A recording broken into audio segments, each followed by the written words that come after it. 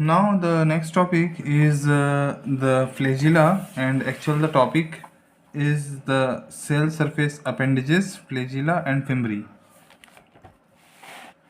So the flagella is also called as H antigen.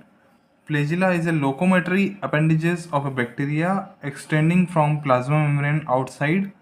Bacterial flagella are slender, rigid structure about 20 nanometer across and 15 to 20 micrometer long. तो bacteria ये जो है ये एक locomotory organ है और जो 15 से 20 माइक्रोमीटर लॉन्ग होता है और 20 नैनोमीटर एक्रॉस होता है, मतलब 20 नैनोमीटर इसकी थिकनेस होती है। तो ये जो है यहाँ पर जो इसकी बेसल मेम्ब्रेन है वो तो 22 नैनोमीटर होती है और इसके भी नीचे जो सी रिंग है वो जो है ये सी रिंग है ये तो 30 नैनोमीटर होती है। एक्चुअल में जो एम रिंग है ये इतना पोर्शन तो प्लाज्मा मेम्ब्रेन में होता है और सी रिंग तो प्लाज्मा मेम्ब्रेन के नीचे होती है। तो ये C ring under cytoplasmic stage cytoplasm में होती है। तो जो फ्लैजिला है वो अगर बैक्टीरिया के एक सेंटर पे हो तो इसको मोनोट्राइकस कहते हैं, जैसे सीडोमोनास इसका एग्जांपल है। एम्फीट्राइकस, फिर लोफोट्राइकस अगर दोनों तरफ बहुत सारे हों अलग अलग पोल्स पे तो लोफोट्राइकस जैसे एग्जांपल है स्पाइरिलम। देन पेरीट्राइकस सभी जगह पर हो तो पेरीट्राइकस प्रोटियस वल्गेरिस, और एट्राइकस यानी नहीं हो तो atrichous. Flagella is composed of flagellar filament extend to cell surface, basal body and flagellar hook। तो ये तीन स्ट्रक्चर हैं इसमें फ्लैजिला में। सबसे पहले ये जो पोर्शन है, जो रिंग्स वाला पोर्शन है, ये बेसल बॉडी है। ये जो है फ्लैजिलर हुक है और ये फ्लैजिला है। ये फ्लैजिला बहुत लंबा है, एक्चुअल में लगभग 15 टू 20 नैनोमीटर लॉन्ग है, इसलिए इसको मैंने आगे ड्रॉ नहीं किया है। तो ये तीन कंपोनेंट का बना होता है। पहला कंपोनेंट है बेसल बॉडी, दूसरा है फ्लैजिलर हुक और तीसरा जो है वो है फ्लैजिला या फिर flagellar filament. Flagellar filament flagellin protein का बना होता है, ठीक है।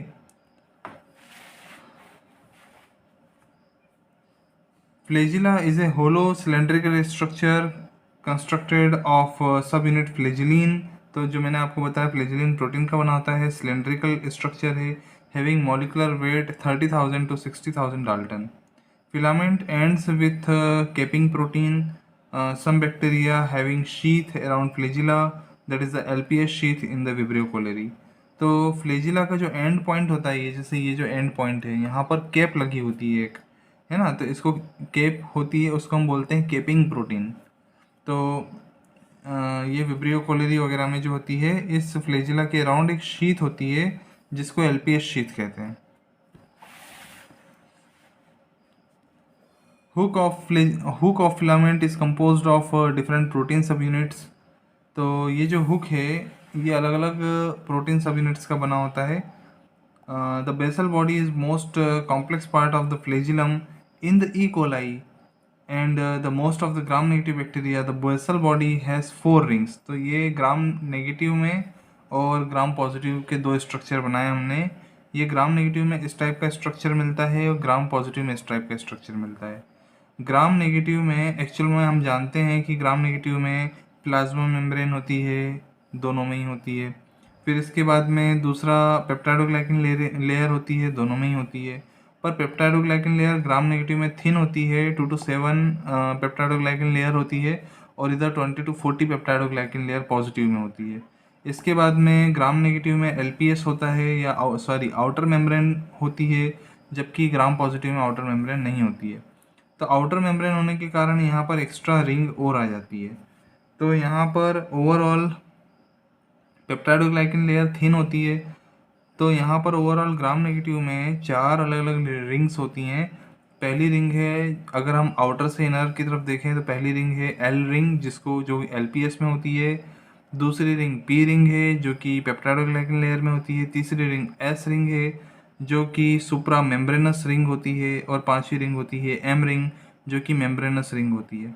तो इसलिए इसको हम कहते हैं LPSM। तो आप इसको ऐसे याद रख सकते हो, LPS तो हमारा स्ट्रक्चर होता है एक, तो LPS और M के नीचे भी एक रिंग होती है जिसको हम C रिंग कहते हैं। ये मैं अभी आपको फ्लेजिलार मोटार सिस्टम जो कैसे उसका मूवमेंट होता है उसके बारे में बताऊंगा, तब जो C प्रोटीन है उसके बारे में भी आप पढ़ेंगे। तो अभी से याद कर लें आप LPS MC, ऐसे करके इतने सारे प्रोटीन्स होते हैं इसमें और इतनी सारी रिंग्स होती हैं। जो M रिंग है वो बेसल प्लाज्मा मेम्ब्रेन में होती है। इसके बाद में जो एस रिंग है वो प्लाज्मा मेम्ब्रेन के ऊपर होती है। इसके बाद जो पी रिंग है वो पेप्टाइडोग्लाइकन लेयर में होती है, और इसके बाद जो एल रिंग है वो आउटर मेम्ब्रेन प्रोटीन रिंग में होती है। तो ऐसे करके अलग अलग रिंग्स होती हैं। L and P rings are associated basically with the lipopolysaccharide and peptidoglycan layer respectively. The inner M ring contact the plasma membrane, and in the gram-positive bacteria having two basal body rings, and in the inner ring connected to the plasma membrane, and outer one is probably attached to the peptidoglycan. अब types of motility पे आते हैं। तो हमें एक पता है यहाँ जो टम्बलिंग मोटिलिटी है ये देता है तो जो टम्बलिंग मोटिलिटी है वो लिस्टेरिया देता है। तो इसको रट लें, कभी कभी एग्जाम में भी पूछा जाता है ऑब्जेक्टिव्स में। टम्बलिंग क्या होता है? ऐसे गुलाटी मारना होता है, ऐसे मारेगा फिर ऐसे मारेगा फिर ऐसे आएगा फिर ऐसे मारेगा, तो इस टाइप की गुलाटी मारने को टम्बलिंग कहते हैं। ग्लाइडिंग मूवमेंट क्या होता है? To travel along the surface of low aqueous film. तो जब लो एक्वस फिल्म होती है ऐसे में ग्लाइडिंग मूवमेंट होता है। फिर स्वार्मिंग मूवमेंट होता है। Swarming movement is a rapid and coordinated translocation of bacteria over solid और सेमी सॉलिड सरफेस। तो ये जो सेंटर है यहाँ से अलग अलग जगह जो है मूव करना, जो ये जो सेंटर है यहाँ से पता चल रहा है कि ऐसे रन करके जा रहा है, इसको हम कहते हैं एक तरफ रन हो गया। और अगर मान लीजिए सेंटर से चारों तरफ रन कर रहा है, यहाँ यहाँ यहाँ यहाँ यहाँ यहाँ सब तरफ, तो उसको हम कहते हैं स्वार्मिंग। स्वार्मिंग मोटिलिटी जो होती है वो प्रोटियस देता है। तो प्रोटियस की स्वार्मिंग टाइप की ग्रोथ भी मिलती है, और इस स्वार्मिंग मोटिलिटी जो होता है प्रोटियस देता है। तो ये एग्जाम्पल है इसका प्रोटियस। इसके बाद नेक्स्ट है twitching motility. Twitching is a is a form of crawling used to move over surface by using type 4 ply। तो ट्विचिंग क्या होती है? जैसे ये बैक्टीरिया है, इसने सबसे पहले यहाँ पर फिम्बरी वगैरह से एडेशन किया, फिर थोड़ा सा आगे बढ़ा, फिर उसके बाद एडेशन किया, फिर थोड़ा सा आगे बढ़ा, ऐसे करके जो मोटिलिटी होती है ट्विचिंग होती है। देन ग्लाइडिंग, अभी ऊपर और नीचे एक ही तरफ से हम पढ़ रहे हैं, तो ग्लाइडिंग क्या है? यहाँ पर भी ग्लाइडिंग है, यहाँ पर भी ग्लाइडिंग है। Gliding is a type of translocation that is independent of propulsive structure such as flagella और पाइली। तो जरूरी नहीं है कि बैक्टीरिया हमेशा फ्लेजिला या पाइली या फिर फिम्बरी वगैरह से ही, यहाँ पर आप इसको ऑब्लिक करके मैं फिम्बरी लिख देता हूँ, नहीं तो कन्फ्यूज़न ही हो जाएगा कि हम पाइली कह रहे हैं, तो पाइली तो सेक्स पाइली भी होता है। तो फिम्बरी जो है बेसिकली, फिम्बरी भी एक लोकोमोटरी ऑर्गन है, और इधर फ्लेजिला भी लोकोमोटरी ऑर्गन है। फ्लेजिला थोड़ा सा बड़ा होता है ना? जो अभी हमने आपको साइज़ बताया 15 से 20 नैनोमीटर। तो अलग अलग साइज़ हैं सभी के। फिम्बरी उससे थोड़ा छोटा होता है, वो होता है 3 से 10 नैनोमीटर। इसके बाद उससे भी छोटा होता है पाइली, वो होता है 9 से 10 नैनोमीटर। तो पाइली और भी छोटा होता है। तो ग्लाइडिंग मूवमेंट के लिए किसी भी टाइप के स्ट्रक्चर की ज़रूरत नहीं होती है। ग्लाइडिंग मूवमेंट होता है विदाउट एनी फ्लेजिला और pili. The bacterial motility is dependent upon the repellent और chemoattractant type. It may be temperature, magnet और nutrition, oxygen, osmotic pressure, gravity, sugar, amino acid, bacterial waste product. तो different type के products होते हैं जिसके कारण bacteria, suppose करो pH ज़्यादा हो गया तो बैक्टीरिया मूव करेगा, अट्रैक्ट करेगा। कुछ मैग्नेट्स होते हैं जिसमें बैक्टीरिया मूव करता है। न्यूट्रिशन होता है, जहाँ हाई न्यूट्रिशन होगा वहाँ बैक्टीरिया मूव करेगा। ऑक्सीजन है, ऑस्मोटिक प्रेशर है, ग्रेविटी है, कुछ बिलो द ग्रेविटी ज़्यादा बैक्टीरिया मूव करते हैं, कुछ अबव द ग्रेविटी ज़्यादा मूव करेंगे, कुछ शुगर के प्रेजेंस में मूव करेंगे, कुछ होता है बैक्टीरिया के खुद के वेस्ट प्रोडक्ट्स या टॉक्सिक सब्सटेंस आ जाते हैं तो उसको छोड़ के भागते हैं। तो एग्जांपल लेते हैं, E coli attract toward the serine followed by aspartate. तो ऐसे एग्जांपल हैं कि ई कोलाई सेरीन और एस्पार्टेट के लिए जो होता है एट्रैक्टिव होता है, और जहाँ उसको एसिटेट मिलता है वो दूर भाग जाता है। ठीक है, इसके और भी एग्जांपल हैं जिससे मैं आपको कोरिलेट करता हूँ कि हमें जैसे मान लीजिए साल्मोनेलोसिस टाइफाइड वगैरह होता है, तो टाइफाइड के केस में क्या होता है, साल्मोनेला बैक्टीरिया है। साल्मोनेला सीकम में भी ग्रो करता है, इलियम में भी ग्रो करता है, लेकिन इलियम में डिसीज ज़्यादा कॉज करता है क्योंकि इलियम में ओके क्योंकि इलियम में फॉर्मेट और एसिटेट ज़्यादा होता है। तो साल्मोनेला जो होता है वो फॉर्मेट और एसिटेट के लिए फेवरेबल होता है, वो उसके लिए कीमो अट्रैक्टिव होता है, उसके पीछे भागता है, जबकि सीकम में फॉर्मेट और एसिटेट नहीं होता। ऐसे ही शिगिला जो होता है, शिगिला डिसेंट्री करता है। तो cholesterol is a lipid found in the most of eukaryotic cell membrane able to induce secretion in Shigella. तो शिगेला भी कोलेस्ट्रॉल के प्रेजेंस में थोड़ा सा और एक्टिव हो जाता है। ऐसे ही देखा गया है molecule present in the cecum such as propionate and butyrate provide a negative clue to the bacteria to inhibit secretion। तो जो साल्मोनेला है वो सीकम में प्रोपियोनेट और ब्यूटायरेट होने के कारण नेगेटिव इफेक्ट देता है। ठीक है, तो ये बेसिकली है तो सिक्रेशंस के लिए इन बैक्टीरिया के, पर फिर भी ये इम्पॉर्टेंट इसलिए है क्योंकि हमें पता होना चाहिए कि किसके प्रेजेंस में बैक्टीरिया मूव करेगा, किसके प्रेजेंस में बैक्टीरिया दूर भागेगा। साल्मोनेला हालांकि मोटाइल नहीं है लेकिन फिर भी ये ई कोलाई मोटाइल बैक्टीरिया है, इसीलिए मैंने आपको इसका बताया कि साथ में वो भी बात आ गई तो मैंने वो भी बता दिया। Now next is a mechanism of flagellar movement. ये अब हम आपको डिटेल स्टडी करेंगे। ओके, तो flagellar movement is basically driven by proton translocation. Proton यहाँ पर क्या है, एच पॉजिटिव आयन।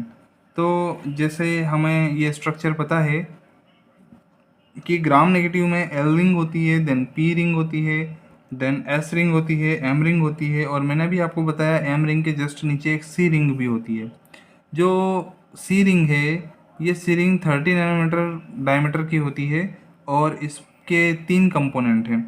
पहला कंपोनेंट है फ्ली जी, ये 34 कॉपीज़ इसकी होती हैं। फ्ली एम, इसकी 34 कॉपीज़ होती हैं, और फ्ली एन इसकी 100 से ज़्यादा कॉपी होती हैं।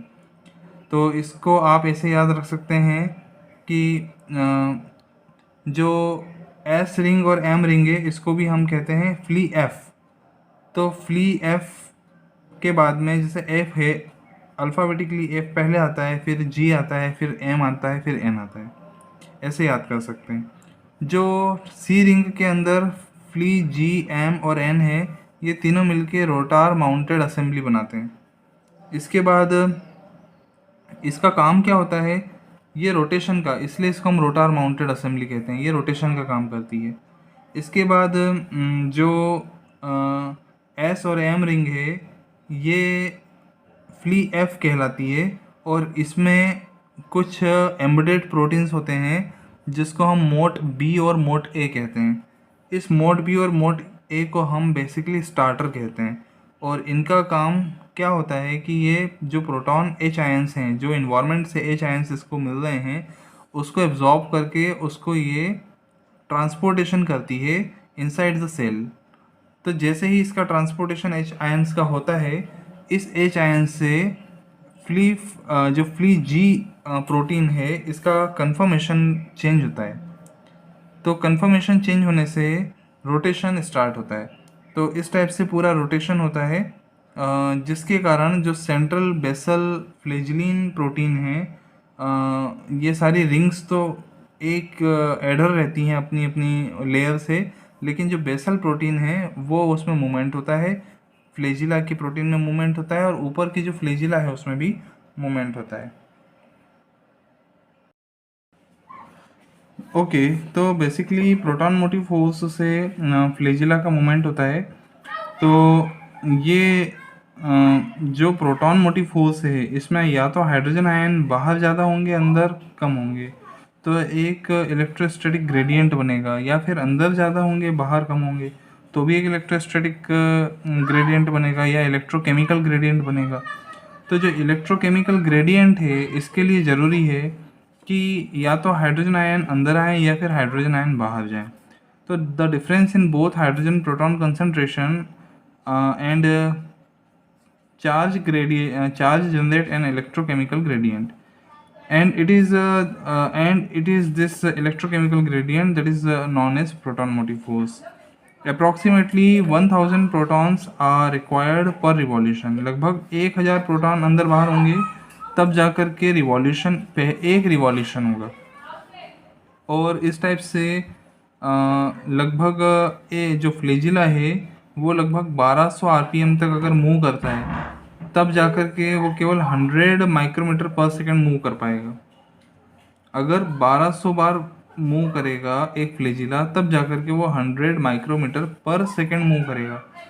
अगर वो इतना भी मूव करता है तो हम ये कह सकते हैं कि वो उसकी बॉडी से लगभग जितना तेज गुना दौड़ रहा है उससे आधा गुना चीता दौड़ता है। ठीक है, मतलब चीता से भी अगर कंपैरिजन करें तो चीता जितना गुना दौड़ता है उससे दुगनी स्पीड में बैक्टीरिया दौड़ता है। तो आप सोचें कि प्रोटॉन मोटिव फोर्स और बैक्टीरिया का फ्लैजिला कितना इंपॉर्टेंट है। सभी बैक्टीरिया मोटाइल नहीं हैं, पर फिर भी जो बैक्टीरिया मोटाइल हैं उनमें टेक्सिस होता है। तो taxis is word just known to motility. तो जो टेक्सिस है, taxis is a motile response to an environmental stimulus. तो टेक्सिस एक टर्म आता है, ये याद रखना है। तो इन्वायरमेंटल स्टिमुलस कुछ भी हो सकता है, जैसे केमिकल है तो कीमोटेक्सिस हो गया, लाइट है तो फोटोटेक्सिस हो गया, ऑस्मोटिक प्रेशर है तो ऑस्मोटेक्सिस हो गया, ऑक्सीजन है तो एरोटेक्सिस हो गया, टेम्परेचर है तो थर्मोटेक्सिस हो गया, है ना। ऐसे ही अब हम बात करते हैं कीमोटेक्सिस की।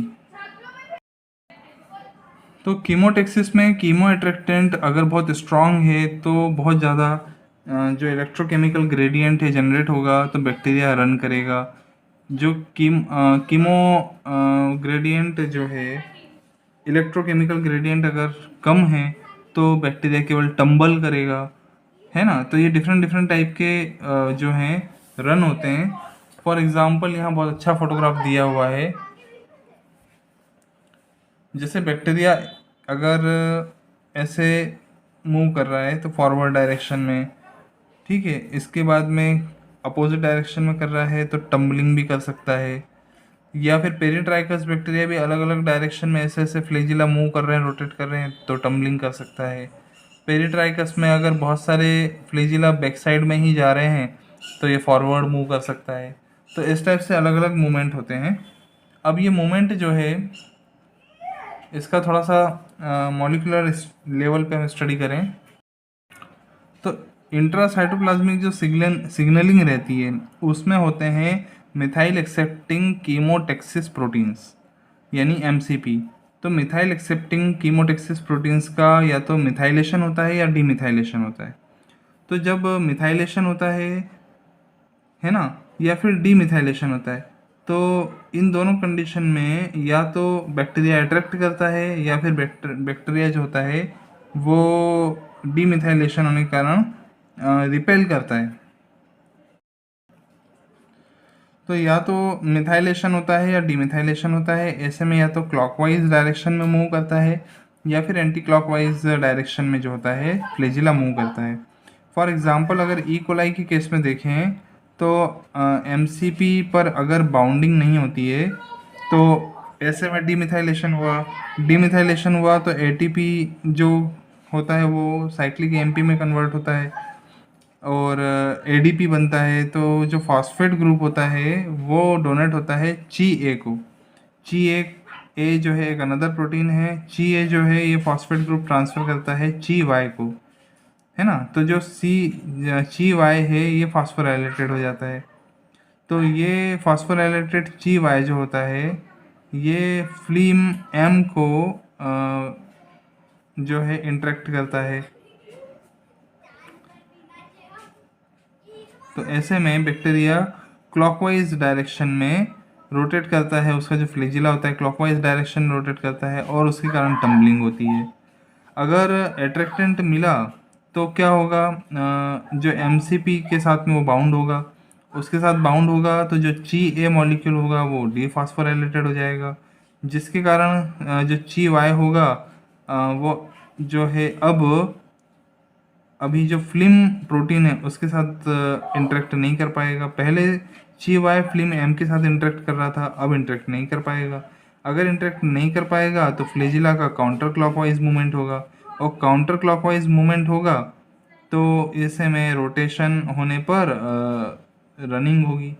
तो इसका ये मतलब हुआ कि एट्रैक्टेंट अगर नेगेटिव है, मतलब रिपेल करने वाला है भाग, तो ये ऐसे में बैक्टीरिया भाग जाएगा। और अगर एट्रैक्टेंट जो है सेम है तो ऐसे में डीमिथाइलेशन होगा, फास्फोराइलेशन होगा ची ए का, फिर ची वाई का, ची वाई इंटरेक्ट करेगा फिल्म एम से और ऐसे में टम्बलिंग मूवमेंट होगा। तो धीरे धीरे जाएगा। अगर मान लीजिए बहुत कम हो गया तो फास्ट जो है ये टम्बलिंग मूवमेंट करेगा, और बहुत एट्रैक्टेंट बहुत ज़्यादा हो गया तो रन करेगा। तो एट्रैक्टेंट के नेचर पर डिपेंड करता है कि एट्रैक्टेंट कैसा है। ठीक है, तो अलग अलग टाइप की मोटिलिटी होती है।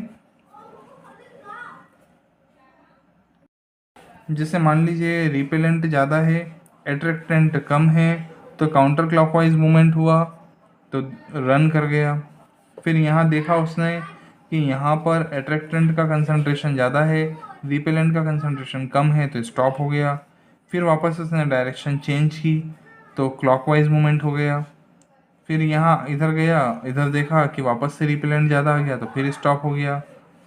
फिर यहाँ इस पोजीशन पे क्या होगा कि ना तो एट्रैक्टेंट ज़्यादा है ना रिपेलेंट कम है, तो यहाँ टम्बल करेगा और टम्बल करेगा और धीरे धीरे करके यहाँ पे रन करेगा। तो ये बहुत अच्छी मेथड है, इसको आप याद रख लें कि जब भी एट्रैक्टेंट कम होगा या रिपेलेंट ज़्यादा होगा और या फिर एट्रैक्टेंट ज़्यादा होगा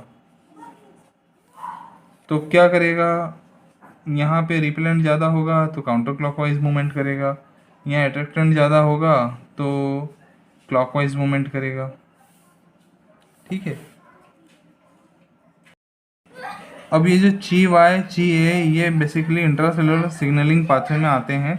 ये जो फिल्म एम है ये भी सी रिंग का एक पार्ट है, तो अब सी रिंग के बारे में पढ़ेंगे। तब सी रिंग का मतलब होता है साइटोप्लाज्मिक रिंग, क्योंकि ये वाला जो पोर्शन है ये साइटोप्लाज्म में रहता है। इसमें जो एस और एम रिंग है इसको हम फ्लिप रिंग भी कहते हैं, FLIF फ्लिप रिंग। तो इसके बाद जो फ्लिप जी है उसकी 34 कॉपीज़ होती हैं, तो एक फ्लैजिला के अंदर 34 कॉपीज़ इसकी होगी फ्लिप जी की। फ्लिप एम की 34 कॉपीज़ होती है, फ्ली एन की जो होती है वो 100 कॉपीज़, मोर देन 100 कॉपीज़ होती हैं। तो इन तीनों असेंबली को एक साथ हम बोलते हैं रोटार माउंटेड असेंबली। तो ये जो पूरी असेंबली है जो सी रिंग है ये रोटार माउंटेन असेंबली है। तो ये जो रोटार माउंटेड असेंबली है इसमें रोटेशन होता है, ऐसे घूमती है ये रोटार माउंटेड असेंबली है ये। इसमें जो मोट बी है यहाँ से और मोट ए, ये इनका काम होता है हाइड्रोजन आयन जो है इन्फ्लक्स करने का, अंदर लेने का। तो हाइड्रोजन आयन मोट बी और मोट ए से अंदर आते हैं। इसके अंदर आने से क्या होता है कि जो फ्लिप जी है इलेक्ट्रोस्टैटिक आयन के अंदर आने से फ्लिप जी का कन्फॉर्मेशनल चेंज होता है, तो इसके कन्फॉर्मेशन में चेंज होता है। जैसे कि अभी ये ऐसे डंबल शेप्ड आड़े हैं तो ये खड़े हो जाते हैं डंबल शेप्ड। उससे क्या होता है कि ये जो फ्लिप एम और फ्लिप एन है ये मूव करते हैं, तो ये बार बार ऊपर से जो है एच आयन आते रहते हैं, एफ जी में कन्फॉर्मेशनल चेंज होता है। और जो ये हैं फ्लिप एम और फ्ली एन इनमें रोटेशनल मूवमेंट होता है। तो यहाँ जो ऐसा नहीं है कि केवल इतने से में ही मूवमेंट होता है, ये सिग्नल जाते हैं कि हमारे पास एच आयन आए हैं तो क्या फ्लिप जी में कन्फॉर्मेशनल चेंज होना चाहिए। इसके लिए जो फ्लिप एन यहाँ से जुड़ा हुआ, फ्लिप एन से जुड़ा हुआ एक फॉस्फो CHEY यहाँ लिखा है मैंने, फॉस्फो CHEY ये सिग्नलिंग मॉलिक्यूल है, ये भी रट लें कि बाइंडिंग मॉलिक्यूल है, ये सी रिंग से बाइंड रहता है, यहाँ सी रिंग से बाइंड रहता है ये फॉस्फो CHEY। तो फॉस्फो CHEY मॉलिक्यूल जो है यहाँ पर बाउंड रहता है, तो ये सिग्नल भेजता है, इंट्रा साइटोप्लाज्मिक सिग्नल्स भेजता है। तो एक जो चेन होती है सिग्नल्स की वो सब चलती है, और फाइनली होता ये है कि इसमें फ्लिप जी के कन्फर्मेशन में चेंज हो जाता है। फ्लिप जी का कन्फर्मेशन चेंज होता है और फ्लिप एम और फ्लिप एन का वापस से रोटेशन होता है। तो ये पूरी प्रोसीजर होती है, और ये होती है due to presence of electrostatic ion और इलेक्ट्रोस्टैटिक चार्ज या इलेक्ट्रोस्टैटिक इंटरेक्शन। ये लिखा है यहाँ पे इलेक्ट्रोस्टैटिक इंटरेक्शन। तो in the presence of electrostatic interaction या किसी भी टाइप का, जैसे मान लीजिए pH चेंज हुआ, ऑस्मोटिक प्रेशर चेंज हुआ, ग्रेविटी में चेंज हुआ, या फिर किसी भी टाइप का प्रेजेंस ऑफ सबस्ट्रेट हुआ, तो ओवरऑल जो मीडिया है जहाँ पर भी ये ऑर्गेनिज्म है वहाँ पर क्या होगा, हाइड्रोजन आयन का चेंज होगा। ये हाइड्रोजन आयन जो होते हैं मोट बी के इस होल से, यहाँ ये एक प्राइमरी कंपाउंड है इसके अंदर से आता है और मोट ए में इंटर करता है, और मोट ए से जैसे ये इंटर करता है, ये जो है मोट बी और मोट ए प्लाज्मा मेम्ब्रेन में जो हैं ये एक प्रोटीन स्ट्रक्चर हैं जो कि प्लाज्मा मेम्ब्रेन से एनकर्ड रहते हैं। तो प्लाज्मा मेम्ब्रेन से अंदर एच आयन को आने के लिए फैसिलिटेट करता है। तो जैसे ही एच आयन अंदर आते हैं, फ्लिप जी के कन्फर्मेशन में चेंज होता है। फ्लिप जी की ऐसी 34 कॉपीज़ हैं, तो अकेला एक फ्लिप जी चेंज नहीं हो रहा है, लगभग 34 फ्लिप जी में चेंज आता है। तो फ्लिप जी में चेंज आता है, फ्लिप एन और फ्लिप एन की भी 3400 कॉपीज़ होती हैं। तो ये जो होते हैं ये मूव करते हैं। तो ये फ्लिप जी, फ्लिप एम और फ्लिप एन जो है रोटार माउंटेड असेंबली है। और जो एस रिंग और एम रिंग ये जो बनी है, जिसमें मोट बी और मोट ए भी है, तो मोट बी और मोट ए को स्टार्टर असेंबली कहते हैं, ये स्टार्टर का काम करती है। मोट बी और मोट ए की जो असेंबली है इसको स्टार्टर असेंबली कहते हैं। तो मोट बी में हाइड्रोजन आयन आता है, तो ये यहाँ पर मैंने आपको जो प्रोसीजर बताई वो पूरी होती है। इधर जो एस रिंग और एम रिंग है, इनमें जैसे ही नीचे रोटेशन होता है, तो रोटेशन होता है तो यहाँ जो बेसल बॉडी है उससे ये रिंग अटैच्ड होती है। तो इसके कारण क्या होता है, बेसल बॉडी ये जो रिंग में चेंज आता है, रिंग में चेंज आता है तो रिंग का मूवमेंट होता है, और रिंग का मूवमेंट होता है तो ऊपर का जो फ्लेजिला है उसमें मूवमेंट होता है। ठीक है। तो अल्टीमेटली ये जो एस रिंग और एम रिंग है, सॉरी, एस रिंग और एम रिंग, ये जितनी भी रिंग्स हैं ये बेसिकली ये अटैच्ड हैं पेप्टाइडोग्लाइकेन से, तो इनका मूवमेंट नहीं होगा। इसमें होता क्या है कि ये जो बेसल बॉडी जो नीचे तक गई है, यहाँ पर इसका जो शेफ्ट गया हुआ है, तो यहाँ इसमें कन्फर्मेशनल चेंज आने पर ये जो नीचे की जो बेसल फिलामेंट है उसका मूवमेंट होता है। तो रिंग केवल होल्ड करती है इस फिलामेंट को, और ऊपर फिलामेंट में जो होता है रोटेशन होना शुरू हो जाता है।